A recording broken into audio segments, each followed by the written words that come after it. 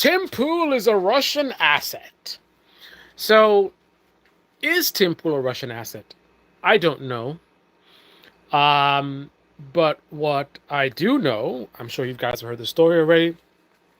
Basically, there was this company that was being funded by Russians, and they were basically supposedly paying people like Tim Pool and Dave Rubin $100,000 per video. Some of them were getting like $400,000 a month to post videos on this Tenent YouTube channel. Now, there's going to be. I do a lot of media critique on this channel, so I want to start with a media critique. I want to inform you about the various angles and tactics to expect from various parts of the media.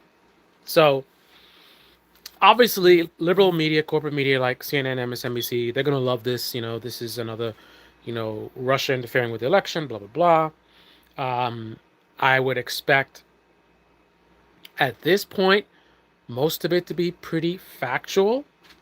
Not really a lot of issues there. I don't know what the hell that was. Really weird flying insect. Um, then there's going to be another part of the media that's going to probably do videos with a title Russiagate 2.0 question mark. They're going to mock this and, oh, here we go again, and they didn't learn the lesson and they got away the last time, and now this and that. They want to try and blame Russia instead of blaming the Democrats for their failures and blah blah blah blah. They're going to spend a lot of time on that angle. They're not going to want to talk much about the details about the indictment, exactly what happened, what the implications of that are.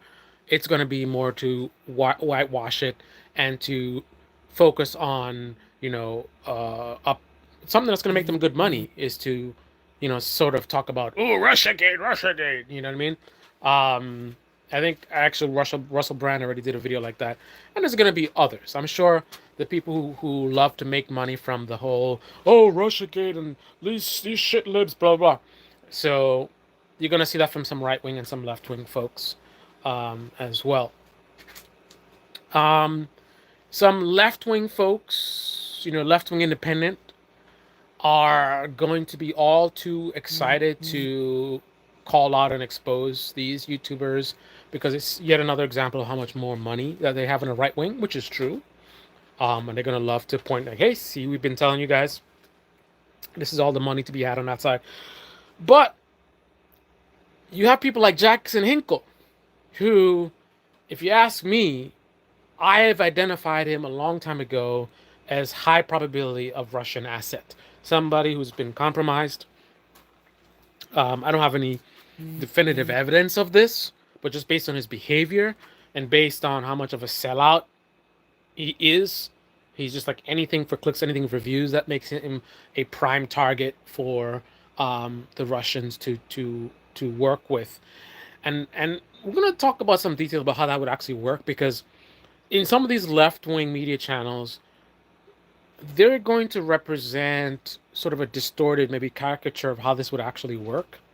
So I want to get us down to reality. Also, some of the right-wingers that are going to be in defense of Tim Pool and such, they're also going to sort of have this cartoonish view of how this stuff works. So let's address that stuff. So first of all, I don't see any evidence that they were told, hey, we want you to do a bunch of videos saying that Ukraine is the enemy and blah, blah, blah, blah. And a lot of people are playing the Tim Pool video where he's like, Ukraine is an enemy. Now, just because, Tim Pool and others are saying they weren't told to say anything, they're saying they had full control of their content. Obviously, they could just be lying, right? Obviously. However, I wouldn't be surprised if they weren't told to say anything directly. And let me explain to you why. In my view, as a veteran, I think one of the biggest national security threats that we have beyond Donald Trump is social media. Now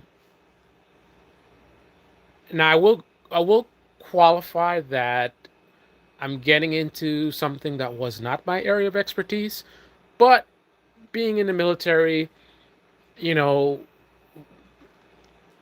National security is obviously a big part of our mission, so it's something we think perhaps more deeply about than others would. So I'm looking at this from that point of view, from a person who thinks deeply about things like that in terms of national security. So the reason I think social media is one of the biggest national security threats is because I've seen how easy it is to first of all, a lot of people in the United States are very emotional, and I've seen how easy it is to control people with content, right? And algorithms, right? They're using it to sell stuff right now. They will literally have you watch a video that based on the content of that video, they know on average a high percentage of people will be in a certain emotional state: happy, sad, depressed, anxious, right? And then immediately they'll serve you an ad that will be more effective because of your state of mind, which was caused by the video. I know that there's a lot of people who've been researching for a long time these types of things. There's even some basic stuff like even restaurants. Um, Restaurants use certain paint colors to make you feel more hungry, right? Um, the use of white outfits, like the white lab coat, to give the sort of authority figure. So there's lots of manipulative tactics, and unfortunately, we as humans are very easy to manipulate. We're the ones who see clouds. We see faces in the clouds, right? So when you combine that vulnerability with the power of artificial intelligence and the reach of social media, if I was an enemy of the United States, if I was an adversary of the United States, one of my biggest targets would be social media, which is why TikTok is one of the biggest threats to this country in this realm.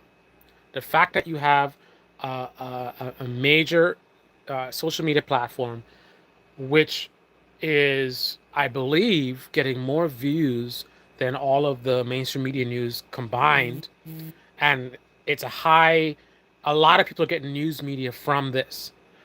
And then in China, there isn't really this separation between a corporation and government. So essentially, the Chinese government has direct access to control the emotions of, I guess at this point, hundreds of millions of Americans. Just like that. I know that they have been doing a lot of advancements with artificial intelligence. When you combine artificial intelligence with algorithms, also with data gathering, I know they've been doing a lot of things about trying to get our data, personal data. That's a lot of information that they can use to control the population of this country, and that is a big threat. That can be used to divide us, right? Now that being said, let's get back to the specific topic about this Tenant story. So, some on the right and even some on the left, for different reasons, they'll be pushing this rhetoric. They will talk about things like, I guess the right wingers will talk about, they'll focus on like the idea of these guys from Tenant saying, do these videos, say this about that, have this perspective. And they'll say, we've had full control of our content. So that whole idea is ridiculous. But most likely, that's not the way it would work. I know that's not the way I would do it. It's too risky. If I were a foreign country and I wanted to mess with the United States of America using social media to manipulate and divide people, I wouldn't I would definitely, first of all, YouTubers are very easy to buy. Corporations do it all the time. They get they get caught up in this matrix of money, money, money, money, views, views, views, views, views. So a lot of them don't even realize how obsessed they can get with this and their mindset. So a lot of companies will contact them and offer them money or free products, and they'll get like positive reviews. In politics, I mean, you literally had Ron DeSantis giving money to Ben Shapiro. You had billionaires propping up Steven Crowder. Um, Unfortunately, I don't have any confirmation on Jackson Hinkle, but listen, man, the guy went full pro Russia. At first subtly and then directly. Next thing you know, he's in Russia, literally in Russia. And then now, last I heard, he was dating some Russian girl that looks like a, what do you call, a honey trap? Or what? I don't know, man. But I would not be.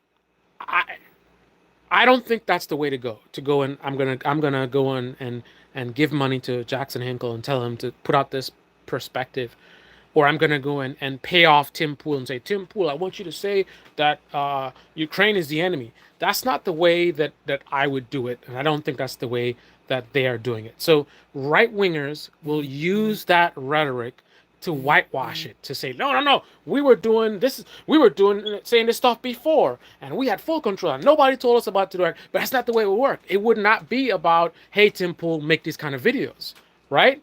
It would be about identifying people that are pushing out the kind of rhetoric that you want to amplify, whether it is your own propaganda.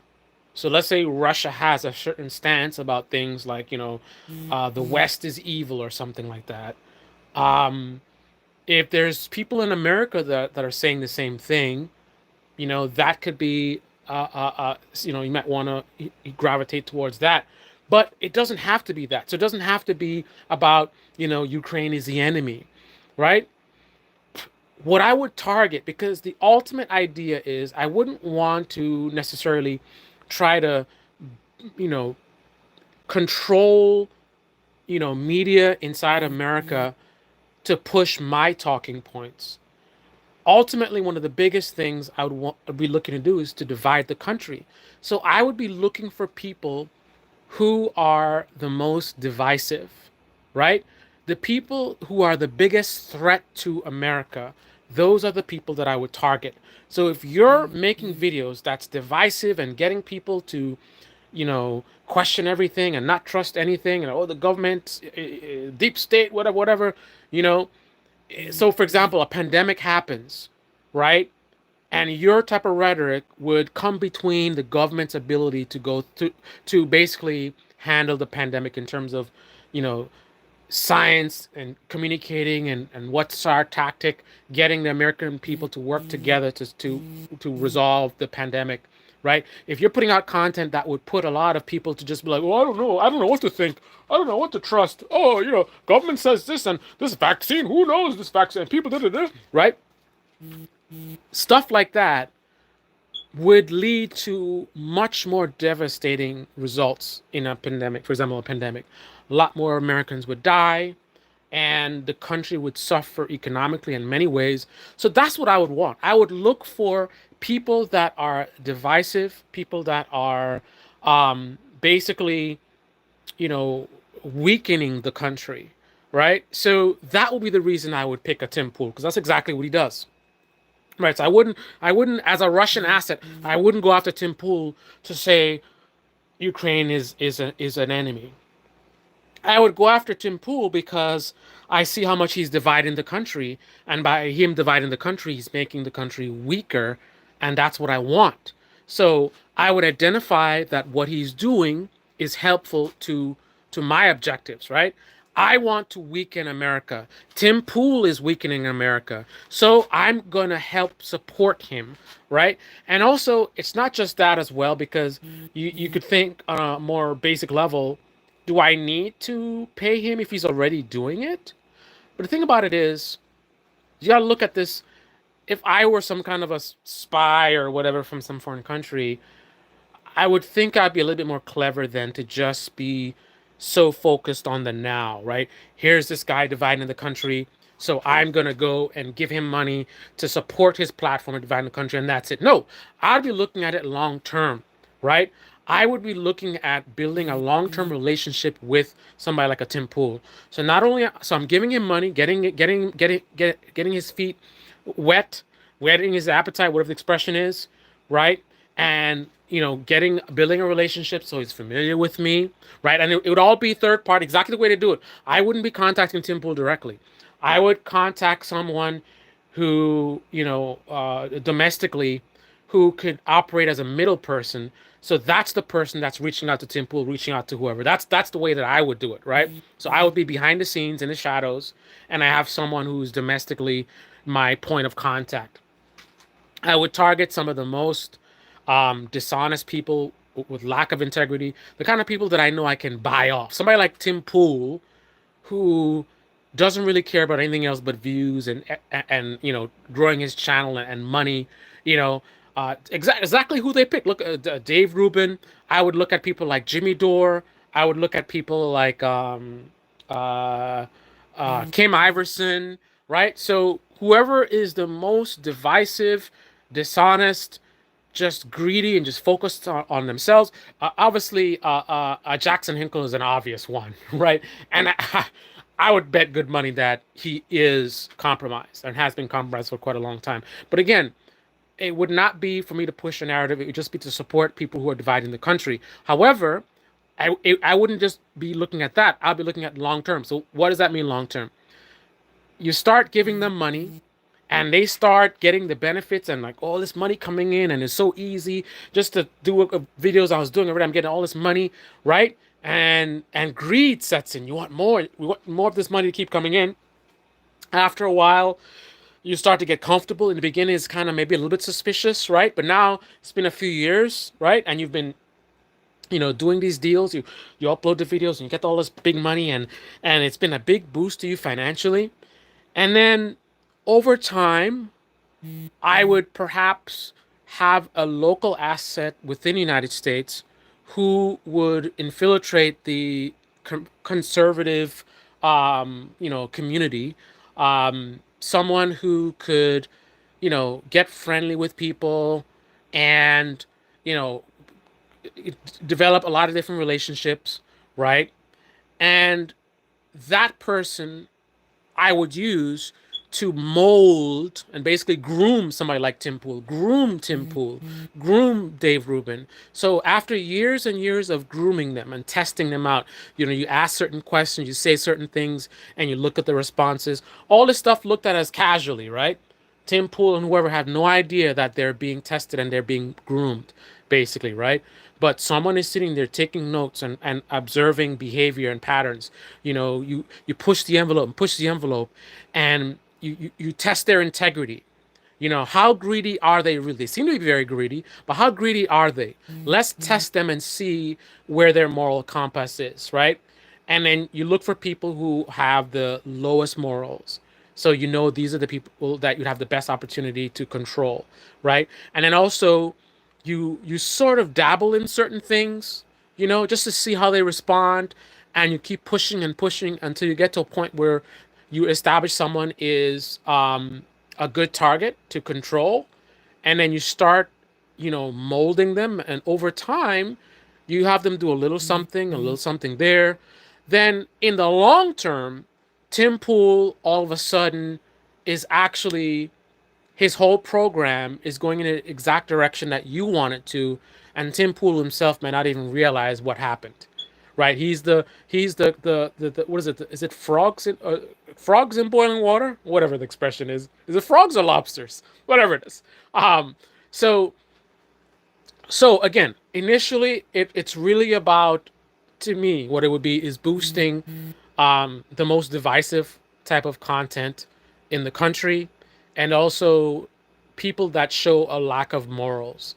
And this is one of the reasons why they would definitely target a lot of right wingers versus the left wingers, in terms of media, right? Because you definitely see, you look at the right wing channels versus the left wing channel. You watch a right wing channel, they're so obsessed with money, right? You watch a Ben Shapiro video, he says 3 words and then there's an ad read, right? The left wing channels tend not to be into doing too much of that, ad reads and selling this product and that product. Like what is it? Russell Brand is now selling some kind of oh my goodness, he's selling some kind of emergency kit that has like what was it? Oh my goodness, what was those things for COVID? The controversial chloroquine or something, and the other thing, the thing that Joe Rogan took. It has that, and a whole bunch of other things, right? That Those are signs of people that are just greedy, right? All they care about is money. The left wing channels, you don't see that behavior as much. There's a huge divide. Again, average, one of those big right wing channels, average left wing channels, there's way more pushing and selling of products and whatever, money, money, money. So that's one of the many reasons I would target conservatives. Also, the type of audiences that they have brought up. These are people who are really, really receptive to conspiracy theories and things of that nature. Um, but that's the reality of the way this would actually work. So right wingers will try to pretend as if, oh, they weren't controlling the content, right? As if that's the only way this works. But it's not necessarily about telling them what to say. Left wingers would say the same thing, but they would say it because of just being sloppy. It's kind of like, here's an opportunity to dunk on the right wing channels, and it's kind of like, oh, that's why he's saying Ukraine is our enemy because the Russians told them to say. But that's not really how it works. So again, the right wingers will come up with that narrative because they're trying to deceive you. They're trying to protect their colleagues. The left wingers will come up with that narrative just because of sloppiness. Like they don't care to really look in and understand what's really happening and how this stuff works. It's just kind of like the focus is on dunking on their competition. But the ultimately different reasons, but you're getting the same kind of rhetoric from both sides of the independent media. But again, ultimately, it's not going to necessarily be about them being told what to say. However, that's not to say that that didn't happen, right? That wouldn't be surprising if we found out that, and it probably wouldn't come directly from the Russians. It would come from the Lauren Chen? She'd probably be the one to, make suggestions. There's different ways. There's different ways to get people to do something without actually telling them directly to do it. But anyway, um, I think ultimately what I would be concerned about as a conservative is, regardless of whatever might be the truth, right? We do know that Russians were funneling money to these creators, right? We know that much. The other stuff is speculation. So here's the one thing that I would want to focus on. Focus on what we know, and if you stay away from the speculation, connect what we know and see where that takes you. Why is it that our adversaries, for some reason, feel that promoting conservative media serves their purposes? Just think about that for a second. Why does another country that would love to see us fail as a nation, why do they think conservative media is the part of our media that is the best to help bring the country to its knees? What is it about conservative media that they are focusing on them? Right? Just something to think about. All right, guys. This is the Debate Me channel. Debate me in the comment section below. Click on the like button, subscribe, smash that bell. Be well.